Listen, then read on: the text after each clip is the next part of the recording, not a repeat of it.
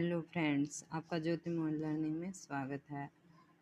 ये है चैप्टर 1 का 9 क्वेश्चन पार्ट से लास्ट श्रृंगार रीतिकाल, जो 1700 से 1900 तक है। रीतिकाल का युग साहित्य में भक्तिकाल के पश्चात आता है। इस युग में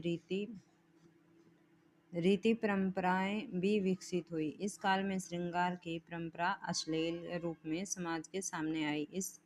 यह युग कला प्रधान युग और रीति का विश्लेषण हुआ, इसलिए इस का युग रीतिकाल पड़ा।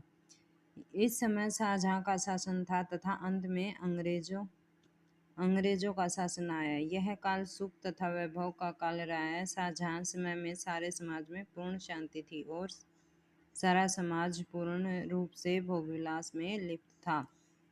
इस समय सारा समाज में ही विलासिता में डूबा हुआ था। 3 वर्गों में बटे थे: उत्पाद, भोक्ता और कविगण। उत्पाद में किसान और मजदूर थे,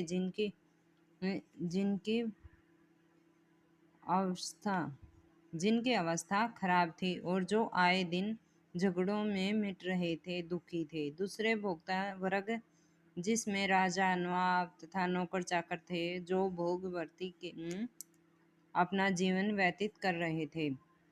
तीसरे कविगण थे, जो राजाओं तथा बादशाहों के दरबार में रहकर अपना जीवन चलाते थे और उनको ही करने में अपने को धन्य समझते थे। इस काल में संत थे, पर इतने प्रभावी नहीं थे कि वास्तविक विकास रुक गया था।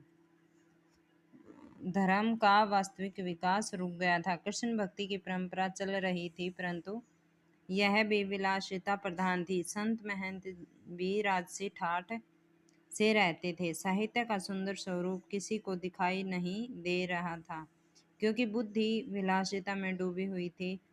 विकास की भावना रुक गई थी। शुद्ध श्रोता दिखाई नहीं पड़ता था। राम और कृष्ण का आदर्श भी नहीं था। कवि गुलाम हो गया था। कहाँ भी जैसा खाए अन्न वैसा बने मन। कविता राज दरबारों की ही हो गई थी। कृष्ण और राधा का स्वरूप भी लोगों ने बिगाड़ दिया था। आधुनिक काल 1900 से अब तक।